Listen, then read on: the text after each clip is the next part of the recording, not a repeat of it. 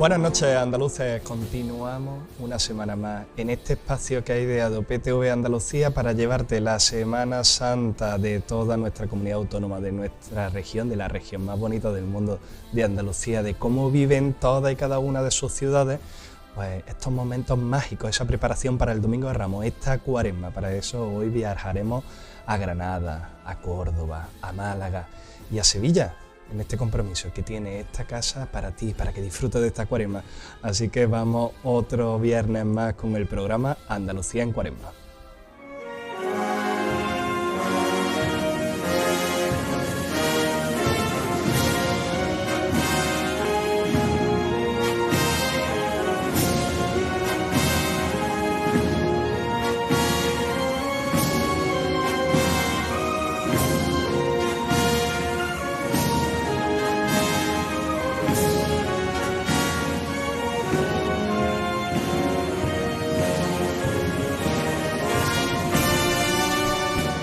Bueno, pues esta noche, ¿por dónde vamos a empezar? Vamos a ir a Granada, pero no a Granada capital. Vamos a coger esa autovía que nos lleva hacia Almería y vamos a hacer una parada en Guadix, donde la localidad occitana pues, nos va a contar la historia del Señor del Llavero. ¿Quién es el Señor del Llavero? El Señor del Llavero, una talla imaginera que se remonta a los siglos de historia de la localidad de Guadix. Sus monjas, en 1810, a través de la invasión francesa, bien lo saben. Así que, Fernando, todo tuyo el viaje.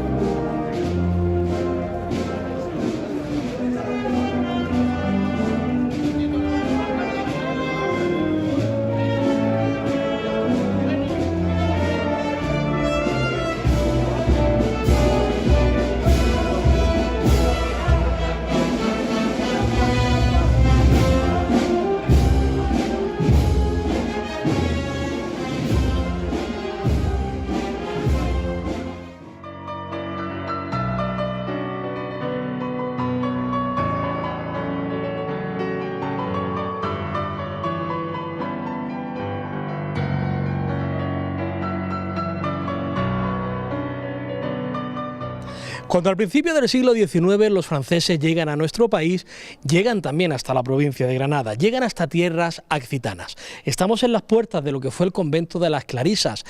Hoy estamos casi en el centro de la ciudad, de Guadix, pero entonces esto en gran medida eran tierras cercanas al campo, tierras cercanas a las huertas. Entran las tropas francesas y quieren entrar dentro del convento, quieren entrar dentro de la iglesia.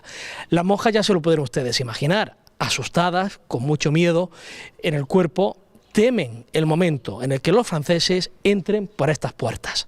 ¿Qué es lo que hacen? Cogen a la imagen de Jesús Nazareno y lo ponen dentro de la puerta de la iglesia, en su interior.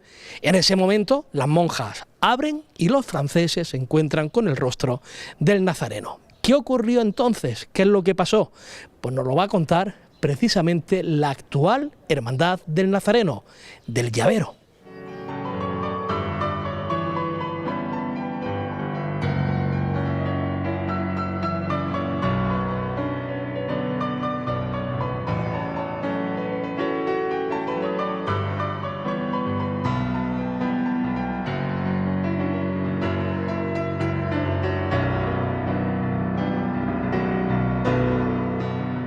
Fantástica esa historia que hay detrás de una de las imágenes a las que más devoción se le tiene en Guadix, nuestro Padre Jesús Nazareno, el que se conoce como el Llavero, precisamente por esa historia que he empezado a contarles y que quien mejor nos lo va a contar es precisamente el hermano mayor de la cofradía.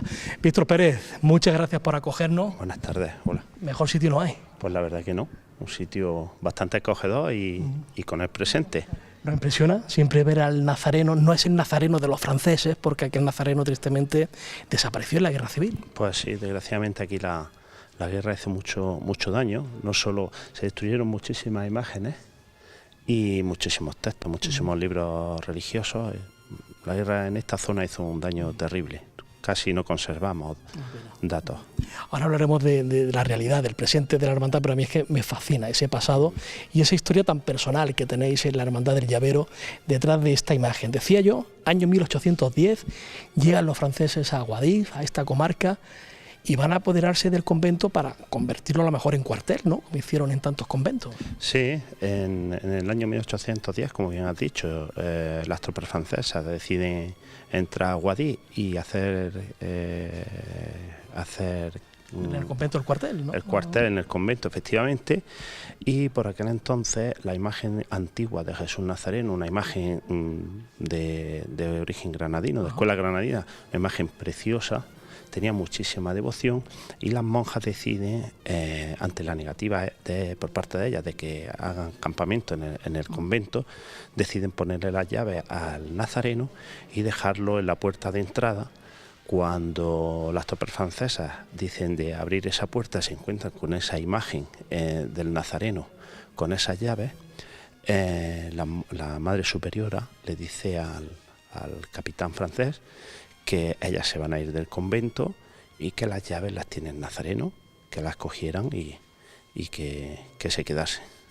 Ante el temor del capitán francés de ver aquella imagen con las llaves, no fue capaz de retirárselas al Nazareno, no pudieron hacer campamento en el convento, con lo cual las tropas decidieron retirarse. Dicen que incluso cuando los soldados se van, cuando el capitán intenta acercarse al Nazareno, se ponen enfermos, se echan hasta líquido por la boca. Cuenta la historia que pide un vaso de agua y le dan este vaso y al hombre le cae mal y empieza a echar espumarajos. Todo esto influye en la retirada de las tropas francesas del convento de Santiago. Desde entonces, pues esta imagen se le conoce como el Llavero. Y nuestra hermandad, desde el año 1980, si no recuerdo mal, recrea, digamos, cada Jueves Santo esta historia. A la hora pasar por la puerta, ¿no?, desde aquel convento. Sí, cuando salimos, la hermandad sale a la calle, rodea el templo de Santiago, porque detrás está el convento, nos dirigimos a la puerta del convento y ahí un hermano se encarga de ponerle las llaves, cada año un hermano distinto. Oye, ¿vuestra estación de penitencia qué día es? Jueves Santo. Jueves Santo. ¿Y cómo se vive? ¿Cómo lo vive Guadix? ¿Cómo recibe Guadix en las calles al Llavero? Bueno, hay que tener en cuenta que es una imagen que tiene muchísima devoción. El Jueves Santo en Guadix es un día muy fuerte, como pasa en otras localidades, claro está, el primer día festivo, después de unos días de trabajo, y en Guadix esta imagen tiene muchísima devoción, también porque está muy relacionado con la historia de Guadix, ¿vale? Una imagen, pues, como podéis ver, que el Señor cargando la cruz, pero tiene una imagen muy dulce, muy bella, que nos indica, ¿no?, el sufrimiento que está teniendo, pero a la vez que lo está pasando de una manera como quiere hacernos ver a nosotros, ¿no?, de liberación, digamos. La hermandad, ¿cómo estáis? ¿Qué proyectos tenéis? Bueno, pues después del COVID, que como a todo el mundo nos dejó parados, los siguientes proyectos que tenemos es terminar de arreglar la capilla, terminarla, y luego ya, si Dios quiere, en este año que tenemos elecciones, el proyectos siguientes serían levantar la casa de hermandad que tenemos y seguir adelante con el paso. Buenos proyectos. Qué buenos proyectos y con ganas de trabajar, ilusión que nunca falta. Sí, pues sí, porque todos los proyectos son lo que hace que la gente se pueda vincular un poco más y se sienta más atraída, más activa, más activa dentro de lo que es la vida de la propia hermandad. Víctor, muchísimas gracias por contárnoslo. Merece la pena venir un Jueves Santo a Guadix y ver ese momento de la entrega de la llave que se le pone a al nazareno, al llavero, como se le conoce en Guadix, y vivir con vosotros esa jornada. Estáis invitados porque la verdad que, hombre, yo que voy a decir que soy el hermano mayor y desde chiquitín estoy en esta hermandad, pero es un momento muy bonito, muy entrañable y la gente le gusta ver las caras de la gente que está presenciando el momento y ver esa felicidad, esa emoción. O sea, un momento muy bonito en el Jueves Santo. Muchísimas gracias y que este Jueves Santo en la calle lo disfrutéis y lo podéis vivir con todo su esplendor. La Semana Santa de Guadix, ya ven ustedes, cargada de historias impresionantes.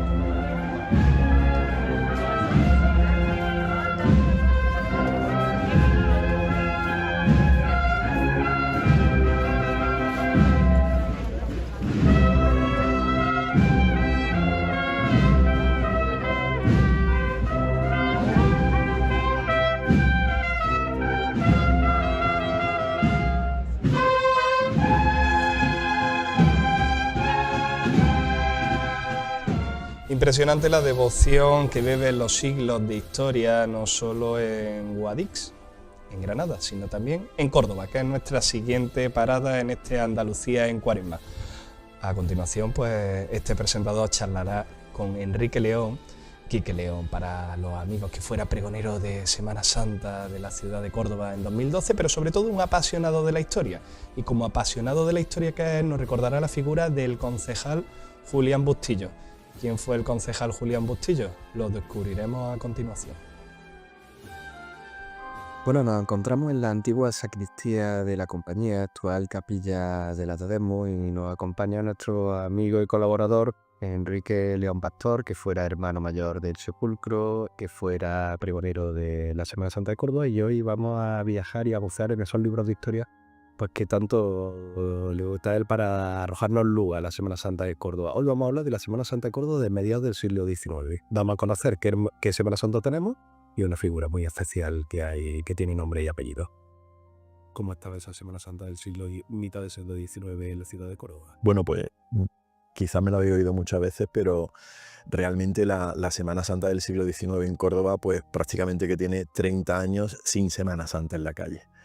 Que no quiere decir que no hubiera una serie de cultos internos en las cofradías que sobreviven a una situación de crisis extrema.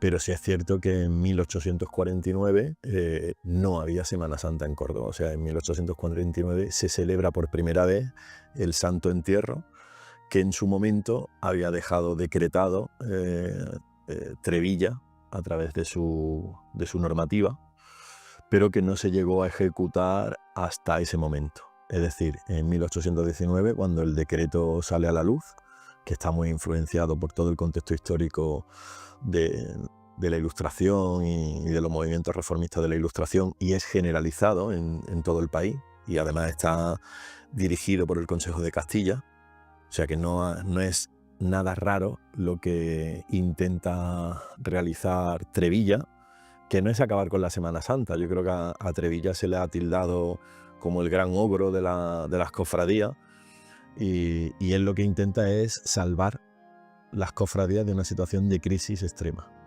Sí es cierto que la medicina que ponen pues no es la adecuada, y entonces el enfermo, que es la Semana Santa de Córdoba, las cofradías de Córdoba, pues acaban falleciendo en el sentido más literal de la palabra, porque la manifestación pública de fe en las calles de Córdoba desaparece, y ese hecho pues conlleva que la Semana Santa de Córdoba gire en torno a muchos aspectos, en cuanto a estética, en cuanto a pérdida patrimonial, en cuanto a tradiciones que se pierden en esos 30 años del siglo XIX.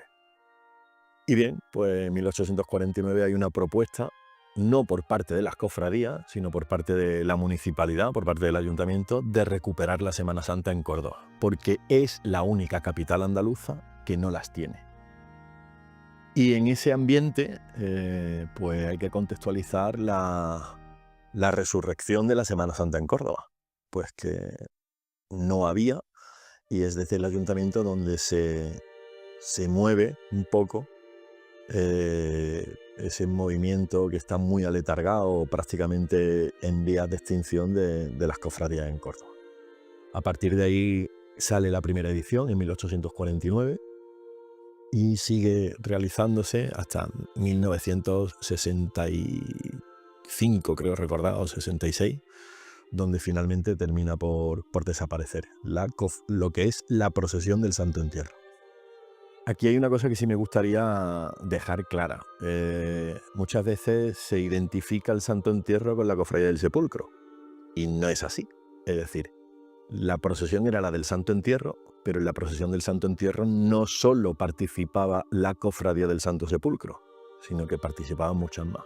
Es decir, el Santo Entierro no es la Cofradía del Sepulcro, es la Cofradía del Sepulcro, el Cristo de Gracia, Jesús Caído, Jesús del Calvario, todas aquellas cofradías o advocaciones que participaban en esa única procesión que había en Semana Santa el Viernes Santo.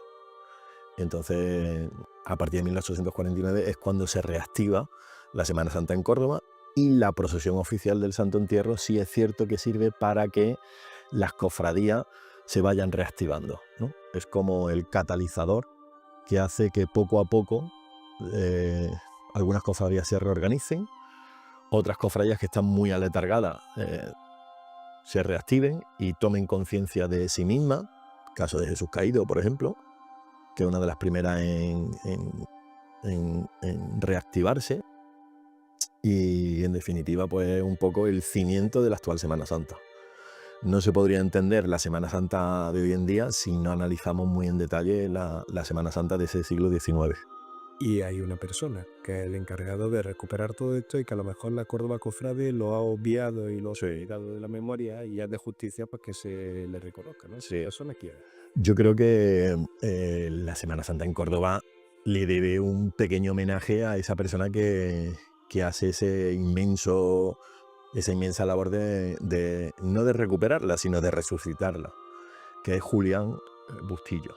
Es un concejal, abogado, y es el que presenta esa moción en el ayuntamiento, que es aprobada y se lleva a cabo en 1849. Sus razonamientos son varios, uno de ellos el que os he comentado, de que la ciudad de Córdoba es la única que no tiene Semana Santa, y ya por aquel momento se empieza a hablar de que es turismo, de que la Semana Santa también aporta llegada de visitantes y de viajeros a la ciudad, y que debe reactivarse ese movimiento. Eso por un lado. Y por otro argumenta una problemática de tipo ético, por así decirlo. Y es que en Semana Santa en Córdoba pues había de todo menos piedad popular. Y así lo manifiesta en su escrito, donde dice que la ciudad en esos días santos pues prácticamente que es una ciudad que vive en el pecado, ¿no? Y entonces manifiesta esos dos argumentos para llevar a cabo esa actividad. Dice que la población, pues si tiene Semana Santa en la calle, pues dejará de tener actividades o olvidará acciones criminales o delictivas que se están teniendo en esos días. O sea, es muy interesante el texto que presenta y que se lleva a cabo en 1849. ¿Y esa influencia de este concejal, de Julián Bustillo, puede venir porque viniera de alguna familia de cofrades de la Hermandad de los Dolores o del Santo Sepulcro? ¿De que esos 30 años que no hay Semana Santa viaja, por ejemplo, a Sevilla o a Málaga? Realmente este personaje sería interesante rastrear en los archivos cuál sería su contexto. Evidentemente en el libro de la Cofradía del Santo Sepulcro no nos ha dado para eso, porque no era uno de los objetivos, pero sí sería un tema a tratar en alguna investigación relacionada con las cofradías. Que las personas de cierto poder adquisitivo o de cierta situación social viajaban a Sevilla de Semana Santa, no hay duda, porque hay documentación que lo avala. y vamos, en una de las primeras carteos que hay en las organizaciones del Santo Entierro, de las primeras ediciones, se invita a todo el profesorado de lo que hoy es el Instituto Góngora, ¿vale? Y el profesorado responde que no puede asistir ni el director ni sus profesores, sus catedráticos, porque se encuentran en Sevilla. En la playa no estaba. En Semana Santa Sevilla no se va a la playa. Primero porque no tiene playa y segundo porque lo que se celebra en Semana Santa en Sevilla es la Semana Santa en la calle. Entonces ahí se ve ya un primer movimiento de personas que viajan desde Córdoba a Sevilla, seguramente a disfrutar de la Semana Santa sevillana, que aumenta aún más con la llegada del ferrocarril y que incluso hay algunos poemas que hablan de las maravillas que se ven en Semana Santa allí en Córdoba, de una revista cordobesa. O sea que la mirada hacia Sevilla por parte de las cofradías en Córdoba no es tan reciente como muchas veces se nos quiere hacer ver, sino que la influencia sevillana en la Semana Santa de Córdoba es un hecho consustancial a la historia contemporánea de la Semana Santa de Córdoba. Y es que desde 1849 esa pérdida patrimonial, esa pérdida de tradiciones que ha provocado esos 30 años sin Semana Santa, hacen que las personas que tienen que poner en marcha todo este teatro en la calle, pues miren a donde se está celebrando.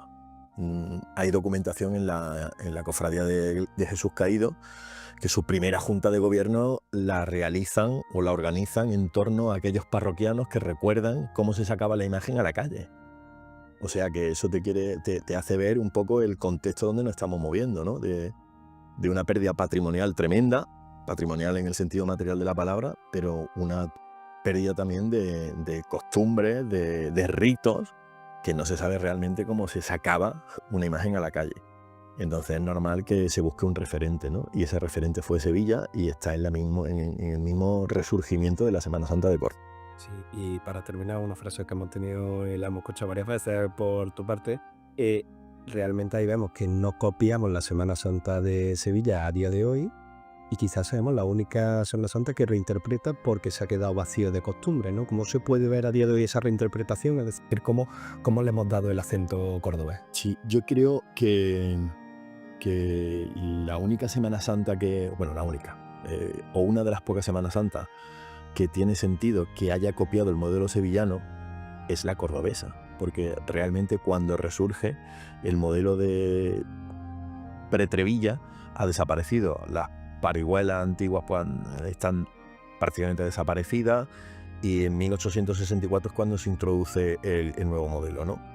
Entonces, por así decirlo, es una acción lógica y natural de las personas que no tienen recursos para saber cómo se organiza esto y miran a una Semana Santa que tiene pues una trayectoria que le hace mirar hacia allí.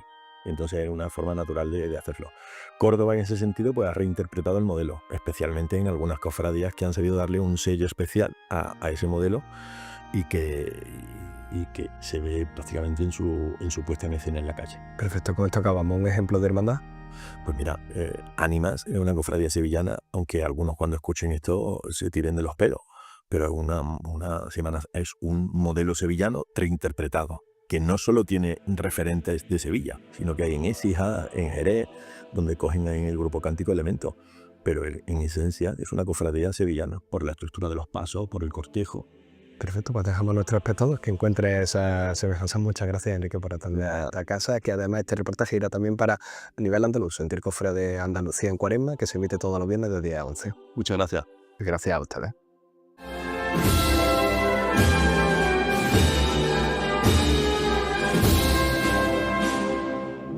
Conclusiones claras, las que se sacan de este reportaje. Una Semana Santa, ¿qué Semana Santa no hubiéramos encontrado en Córdoba si no hubiera habido esa paralización de 30 años?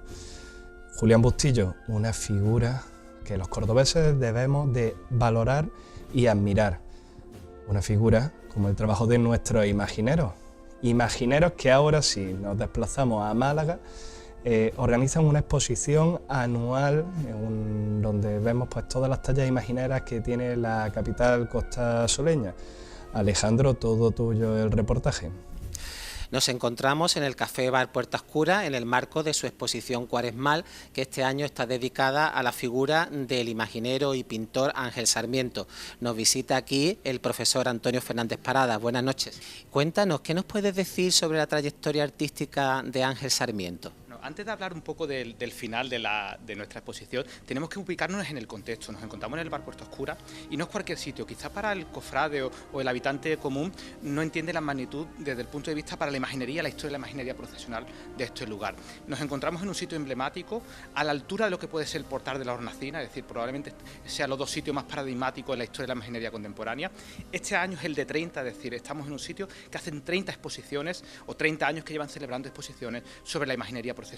Por aquí han pasado los grandes imagineros del siglo XX y del siglo XXI, con lo cual nos encontramos ante una cita imprescindible cuando llegan los tiempos de Cuaresma. Entonces, con esta obra que estamos viendo aquí de Ángel Sarmiento, se revaloriza quizás mucho más la figura de este joven artista imaginero antequerano, ¿no?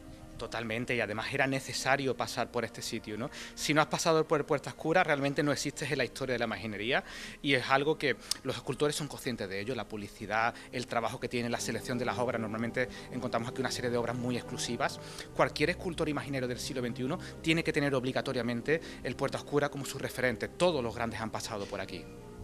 ¿Qué podríamos definir de la trayectoria artística de Ángel Sarmiento? Bueno, lo primero que tenemos que tener en cuenta antes de hablar de Ángel es un poco en los antecedentes, ¿no? Ángel lo podemos considerar el epílogo de la escuela antequerana, ¿no? Y un buen epílogo porque tiene muchas cosas que contar, ¿no? Pero si nos ubicamos en finales del siglo XIX, todavía estaban vigentes la tercera generación de escultores de la familia de escultores de los Márquez y de los Carvajal. Esto enlaza directamente con el arte de los Palmas, que tuvimos la oportunidad de comentarlo otro día en programa, y a lo largo del siglo XX tenemos que irnos prácticamente a los años 70 para encontrar otro escultor en la ciudad antequera, que será la figura de Pepe Romero. Una obra muy interesante, una producción muy interesante que probablemente ha tenido poca trascendencia, ¿no? Tenemos alguna figura más como Antonio García Herrero, y en este contexto ya en la década de los 2000 de repente o se extiende este largo caminar de la escuela antequerana hasta la figura de Ángel Sarmiento.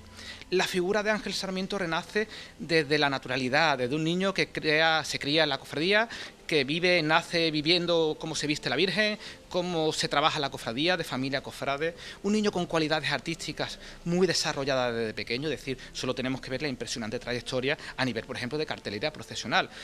Carteles curiosos porque son carteles escultóricos, son carteles matéricos, pero claro, estamos hablando de un niño fruto de las circunstancias. No es solamente un niño que ha pasado por talleres, como es en el caso de su estancia en el taller de Ruimonte, con una fecha muy temprana, porque pasó apenas con 12 años, ya estaba echando una mano, modelando barro y haciendo cosas en el taller de José María. José María tuvo a bien de enseñarle como la práctica del oficio, ¿no? Con lo cual esa base del taller ya existía.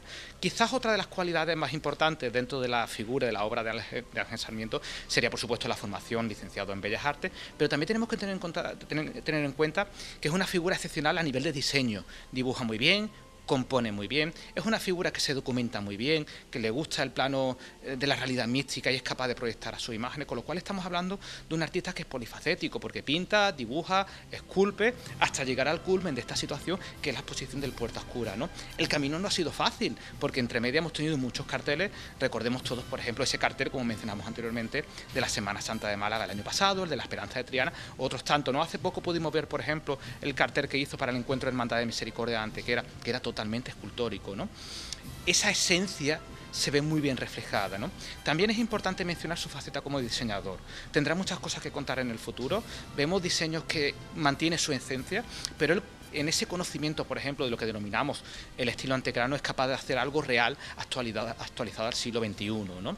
En todo este contexto que estamos mencionando, entre pinturas, esculturas, carteles, de repente surge esta exposición que viene consolidándose, o es el reflejo de una serie de producciones paradigmáticas en la producción del artista.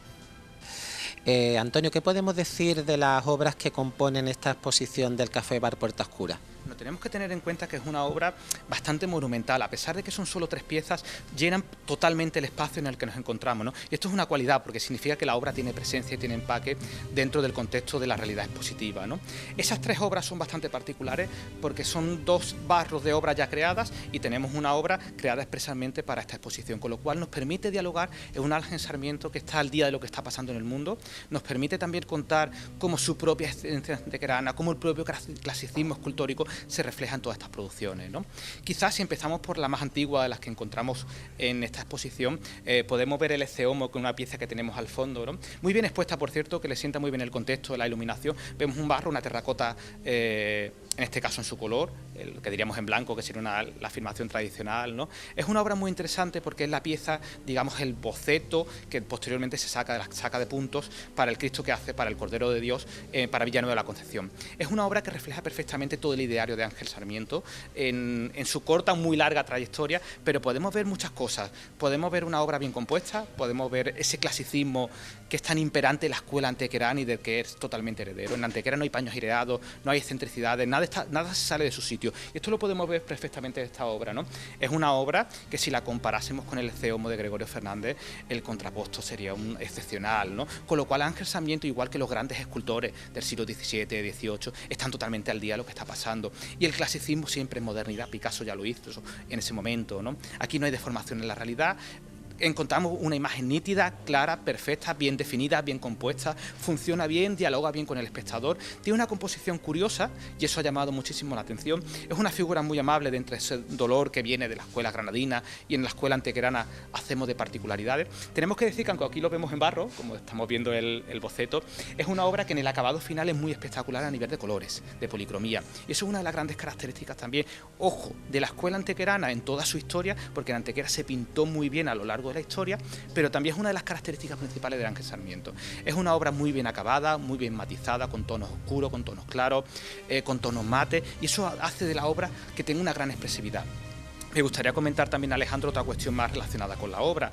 El año pasado recibió el premio de la Hornacina, que hemos comentado anteriormente, que probablemente no, seguro, es el gran acontecimiento cofrade junto con esta exposición en el calendario de la Semana Santa, es todo el premio de la Hornacina. El premio de la Hornacina el año pasado, en sus dos vertientes, tiene uno del especialista y uno del público. El público fue capaz de reconocer que en la obra de Ángel Sarmiento había algo diferente. Y es curioso porque ahí se presentan los grandes escultores del contexto y del momento, los podemos ver perfectamente definidos, ¿no? Y Ángel Sarmiento, con la primera vez que se presenta al concurso con una gran obra, es decir, gana el concurso, ¿no? Estamos hablando de algo trascendental para la historia de la imaginería, y además el contexto del premio tendrá aproximadamente ya unos 15, 16 años. Es decir, no estamos hablando de cualquier cuestión, ¿no? Vemos también aquí en esta exposición el boceto del primer crucificado a tamaño natural que hizo Ángel Sarmiento para la localidad de Casabermeja, ¿no? Bueno, nos encontramos, Alejandro, ante una pieza que es un cúmulo de virtudes y que hay que entenderla en un contexto muy particular, ¿no? Por un lado, primero tenemos que entender la propia formación del escultor. A pesar de ese contexto sevillano en el que se forma, yo creo que es algo mucho más importante sus propias esencias cofrades, ¿no? Porque sin él no vamos a entender este crucificado, que es muy particular. Es un crucificado que se aleja totalmente del neobarroco sevillano imperante, e incluso, ya lo comentaremos también, se aleja también de la propia esencia escultórica que se está produciendo en la ciudad de Málaga, ¿no? Para entender este crucificado, que lleva por nombre de la salud, que se hace para la ciudad de Casabermeja y que se presentó el año pasado creo recordar que fue su primera salida procesional, lo primero que tenemos que tener en cuenta es de dónde viene, porque no surge de la nada, ¿no? Ángel Sarmiento venía ya experimentando la figura del crucificado de varias maneras, había hecho varios formatos pequeñitos, por ejemplo el que hizo para la Cofradía Humilde Paciencia, para la Cruz Alzada. Eran crucificados también muy antequeranos, porque eran cristos muy relacionados con el crucificado de las Penas de Antequera, pero claro, cuando vemos este crucificado se produce una ruptura también con su propio maestro, con el José María Ruiz Monte. Muchos llegamos a pensar que, bueno, que su primer crucificado estaría en la esencia de los grandes crucificados monumentales de la obra de Ruiz Monte, ¿no? Pero sorpresa plena para todos nosotros, cuando vimos este crucificado entendimos otras muchas más cosas, pero claro, aquí hay que mirar más atrás, ¿no? ¿Por qué es como es este crucificado? ¿Por qué rompe con la ruptura, ¿no? Ángel Sarmiento es una persona que se mueve en un ambiente cultural muy particular. A pesar de la internacionalidad de su arte y de los viajes, de las estancias fuera, su fondo cultural es Antequera. Y es su cofradía y es lo que está pasando en Antequera, ¿no? Ángel tiene una sensibilidad un tanto particular que conecta excepcionalmente con el manierismo antequerano de la ciudad en el siglo XVI, ¿no? Recordemos que el manierismo de la ciudad antequera se expresa de una manera diferente, es menos duro que, por ejemplo, el manierismo castellano, incluso podríamos comparar con la pervivencia del manierismo con el Cristo de los Ciegos en Málaga. En Antequera están pasando otras cosas totalmente diferentes, ¿no? Porque el manierismo se entiende como un clasicismo bastante rotundo, pero claro, vemos figuras totalmente diferentes, ¿no? Y justo a tus espaldas pues se encuentra la obra que Ángel Sarmiento ha hecho ex profeso para esta exposición de la Cuaresma de 2025, que se trata de una Magdalena penitente. Bueno, nos encontramos ante una obra monumental que cierra el ciclo de estas tres imágenes que hemos comentado. Es una obra muy interesante, además creada ex profeso para esta exposición. Las otras dos, como hemos comentado, eran piezas que se habían trabajado inicialmente en otros contextos, pero para esta exposición se diseña algo como muy efectista, ¿no? Ángel quería hacer algo que conectase con el público, con una realidad, por haber hecho cualquier tema de la pasión mucho más cercano al espectador, pero de repente nos encontramos con una figura rotunda, bien resuelta, bien compuesta, donde de nuevo vemos todo el ideario escultórico de la figura de Ángel Sarmiento, ¿no? Si la desglosamos un poquito, vamos a empezar por el crucificado, que hemos dicho que ya tenía algunos pequeñitos hechos, ¿no? En este crucificado también vemos otra parte en la que le gusta expresar Ángel Sarmiento, que conecta con ese manierismo que hemos comentado anteriormente, ¿no? Que son esas figuras alargadas, donde la composición es clásica, está bien resuelta, está cerrada, pero encontramos figuras con un canon clásico. Esto será una de las características iniciales hasta el momento. Veremos cómo en todo lo que le queda por delante Ángel Sarmiento se va produciendo, pero es un crucificado, a pesar de su tamaño, muy efectista. Lo vemos totalmente policromado, que por cierto no hemos mencionado, aunque hemos dado algunas pinceladas, la cuestión de la policromía. Es un escultor que policroma muy bien, conoce perfectamente el oficio y sus obras están muy bien trabajadas desde el punto de vista de la policromía. Entonces, en este pequeño crucificado, junto con la Magdalena, dentro de las tres obras, sería la cuarta si la consideramos una independiente, podemos ver todo ese ideario también pictórico que es tan característico de la obra de Ángel Sarmiento, ¿no? Si nos ubicamos en la pieza monumental de la Magdalena, tenemos que tener en cuenta también que es una obra realizada en barro, y en este sentido el barro se convierte en un material totalmente expresivo, un material totalmente artístico. El escultor no necesita de la madera para construir un relato. Y esto también es una virtud, porque Ángel es un gran barrista, es un gran escultor, pero hay muchos grandes barristas que después no son grandes escultores. Y esta realidad sí que la vemos unida, se cogen de las dos manos, como hace poco teníamos la exposición en el Prado, donde la pintura y la escultura se cogían de la mano. Esto es un ejemplo muy paradigmático que podemos mencionar, ¿no?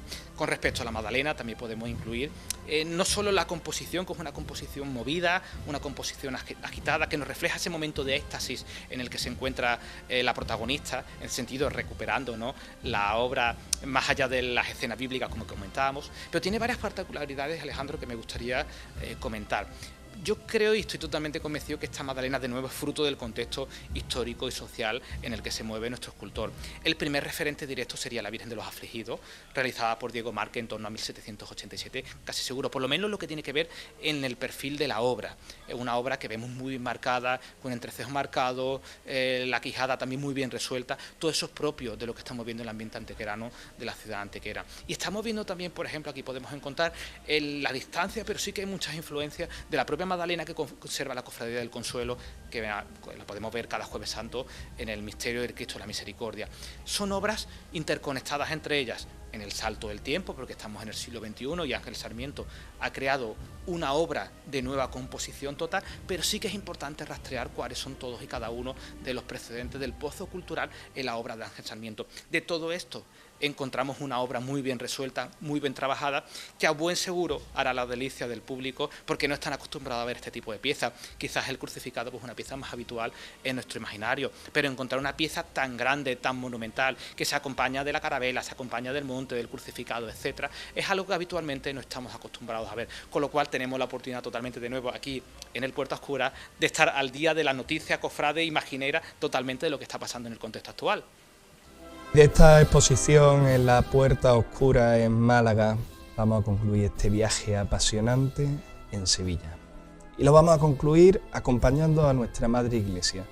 Lo vamos a concluir con Manu Lamprega, que tuvo la oportunidad de entrevistarse con el arzobispo de la diócesis de Sevilla. Con él trataremos los temas de mayor actualidad y de mayor calado en la capital hispalense. También recordaremos ese Congreso de Piedad Popular que tuvo lugar el pasado mes de diciembre de 2024.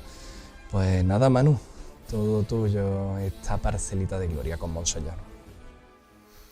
Aquí, en la casa de todos los fieles hispalenses, de toda la archidiócesis de Sevilla, nos vuelve a recibir, como cada inicio de Cuaresma, de manera amable, de manera gentil, el arzobispo de Sevilla, Monseñor don José Ángel Saiz Meneses, a quien le agradecemos enormemente que nos abra las puertas de la casa de todos nosotros y donde tan a gusto nos sentimos. Don José Ángel, muy buenas y muchísimas gracias por atendernos. Estáis en vuestra casa, por lo tanto, bienvenidos.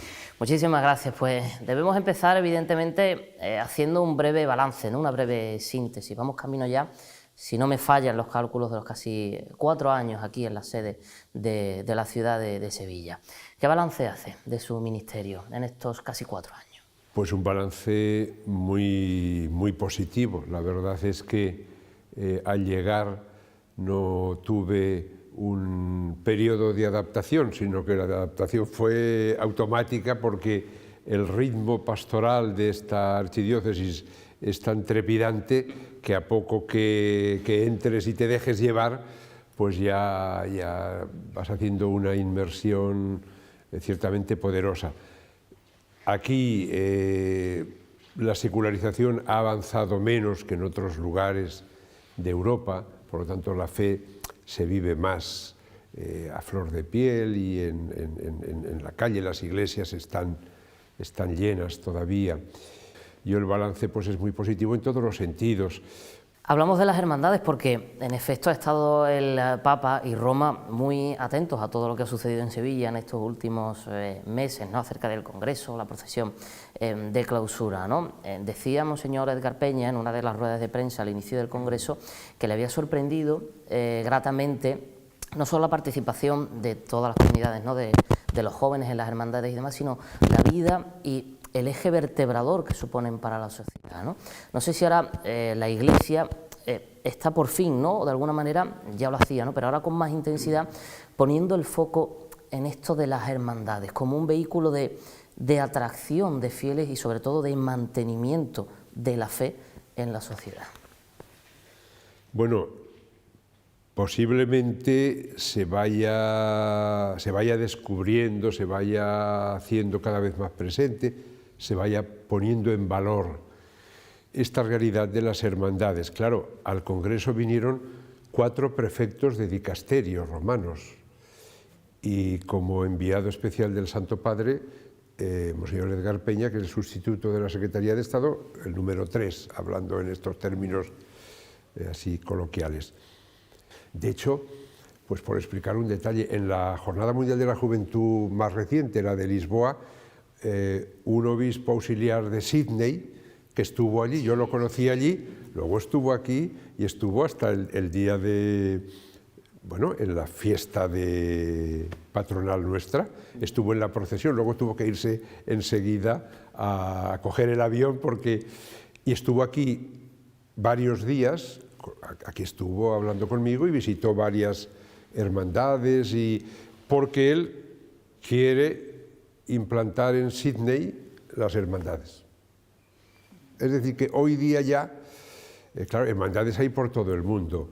La exuberancia de vida de aquí ya no es igual en todo el mundo. Yo un día me salió también la expresión, y creo que nadie la discute, que Sevilla es la capital mundial de las hermandades, no de la piedad popular, que es un concepto más amplio, pero de las hermandades, porque no hay ninguna diócesis en el mundo que tenga 700 hermandades. Al fin y al cabo eso también viene a colación de un tema, ¿no? Muy recurrente entre los círculos de cofradíos. Evidentemente, tantas hermandades, ¿no? Que van cumpliendo sus efemérides, sus aniversarios, que hacen una labor extraordinaria, ¿no? Con sus obras sociales y demás. El calendario, naturalmente, pues se puebla, ¿no? De un mayor número de actos. No sé si existe esa verdadera percepción, porque tirando de historia vemos algunos años, ¿no? Cuando las misiones del 65, que hubo tantas imágenes en la calle. No sé si esa percepción verdaderamente existe o es una herramienta necesaria todo esto de, por ejemplo, ahora la Pastora de Santa Marina, que está en Tres Barrios, tiene una labor extraordinaria, la Esperanza de Triana, que estará en el Polígono Sur, ¿no? Esto de las extraordinarias, ¿de verdad es algo que nos deba concitar un debate tan descarnado o es algo puntual? No sé por qué, pero esperaba esta pregunta. Me lo he imaginado, pero... Esta es ahora la pregunta del momento. Del momento, sí. Pero te aseguro que para mí no es el tema del momento de reflexión. Hace bastantes meses que este tema de las extraordinarias o de las coronaciones canónicas ya lo tengo muy presente y lo vamos reflexionando y lo vamos considerando. Lo que pasa es que las cosas no se hacen de un día para otro, de imprevisto, porque es una voz que llega. Hay otras voces que dicen, pues no, está bien tal y como está. Hay diversas opiniones, pero ahora una corriente de opiniones es esa, que hay exceso de procesiones extraordinarias.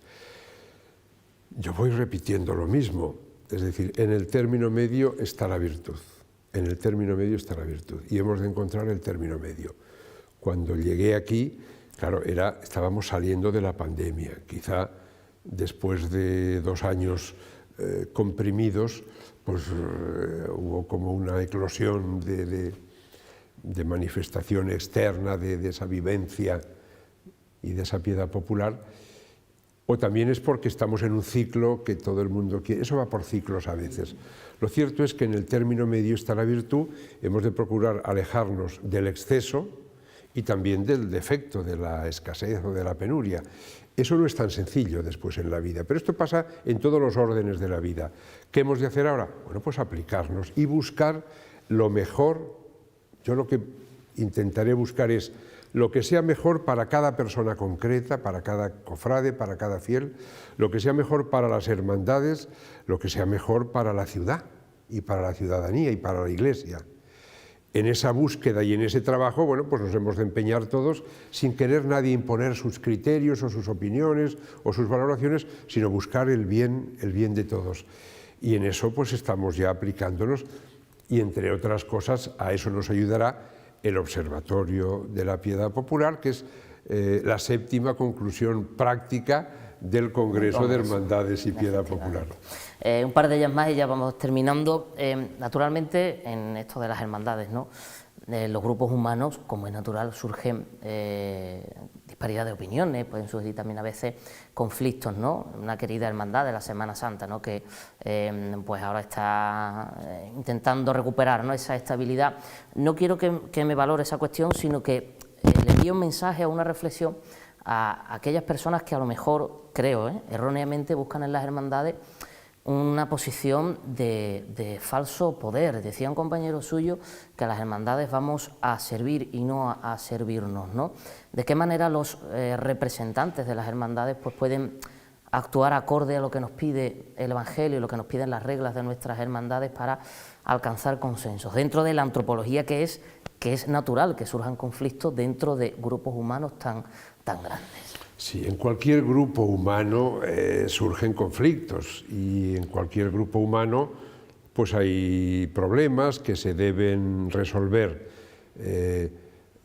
Sevilla es que 700 hermandades, aquí hay un delegado para hermandades y cofradías, un delegado episcopal, y otro para cuestiones jurídicas de hermandades y cofradías. Claro, con 700, ¿cómo no van a surgir cuestiones?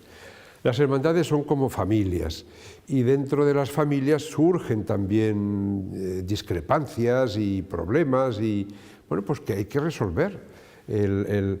La primera comunidad cristiana en Jerusalén, cuando surge un problema porque había quejas, porque las viudas y huérfanos de los miembros de la comunidad de procedencia griega recibían menos atención que los de procedencia hebrea y ya surgen los primeros problemas. ¿Qué hacen los apóstoles? Pues oración, pidamos al Señor que nos ilumine, al Espíritu Santo que nos ilumine para resolver el problema, oración y diálogo. Y hablamos. Esa recomendación sigue siendo actual y sigue siendo vigente. Pues cuando hay problemas hay que dialogar de verdad, porque a veces estamos dialogando y no se le escucha al otro, sino que ya se está pensando. Verborreando más que dialogar. Entonces, dialogar, escuchar, hacer ejercicio de empatía, ponerse en el lugar del otro, para poderlo entender y para poder encontrar un camino común, dialogar. Luego pedirle al Señor la gracia de resolver estas cosas que a fin de cuentas a nosotros nos cuesta tanto. Eso por un lado. Y después, eso para resolver el conflicto. Y como actitud, evidentemente, actitud de servicio. Vamos allá porque la autoridad en general, pero sobre todo en la Iglesia, es que nos lo dice Jesús, dice, entre vosotros estoy como el que sirve. No he venido a ser servido, sino a servir. Si eso lo dice el Señor, el Hijo de Dios, Dios verdadero, pues ¿qué pretendemos nosotros? ¿Ir a que nos sirvan, a aprovecharnos? ¿O ir a que se desarrolle un poquito más nuestro ego? ¿O ir a caer en el orgullo o la vanidad? No. Si nuestro Señor, que es la segunda persona, el Hijo eterno de Dios, que se encarna y se hace hombre, y se hace humilde, y es humillado hasta la muerte y muerte en cruz. Este es nuestro modelo. Y María Santísima, que recibe la misión más importante de la historia de la humanidad, pero asimismo se define como la esclava del Señor. Esos son nuestros modelos. Entonces, a cuenta de nuestro Señor, hemos de imitar al Señor y a María Santísima. Y eso nos lleva a vivir en humildad y a vivir en sencillez y en espíritu de servicio y de dar la vida por los demás, comenzando por la hermandad, el que tenga responsabilidades en la hermandad. Esa es la actitud que hemos de vivir desde el Santo Padre hasta el último bautizado de esta mañana. Entonces, se trata de... Esto es la Cuaresma. Esto es la Cuaresma. Entrar, o sea, preparar las cosas muy bien, preparar los pasos muy bien, preparar todos los elementos externos muy bien, pero mucho mejor todavía preparar el corazón y pedirle al Señor la gracia de la humildad y ponerla en práctica. Y después ya está. Estos asuntos que hay de hermandades pues son problemas de familia como hay en todas las familias. Se resuelven y adelante, a seguir el camino. Muchísimas gracias por atendernos, como siempre. Muchas gracias a vosotros. Gracias. Para reflexionar siempre las palabras de Monseñor. Interesantes las declaraciones que consiguió nuestro compañero Manu Lamprea sobre la salida extraordinaria, sobre el caso de los panaderos, sobre el Congreso de Piedad Popular y las conclusiones que sacó la capital hispalense para su Semana Santa pues con Sevilla. Nos despedimos hoy deseándoles que tengan un gran fin de semana de Cuaresma, una gran semana y sobre todo esperando vernos el martes en cada uno de los Sentir Cofrades que tiene esta casa, en PTV Sevilla, PTV Málaga, PTV Córdoba, PTV Granada y en la programación especial y cita que no debe fallar en el calendario los viernes de día 11 con Andalucía en Cuaresma. Mientras tanto, buenas noches.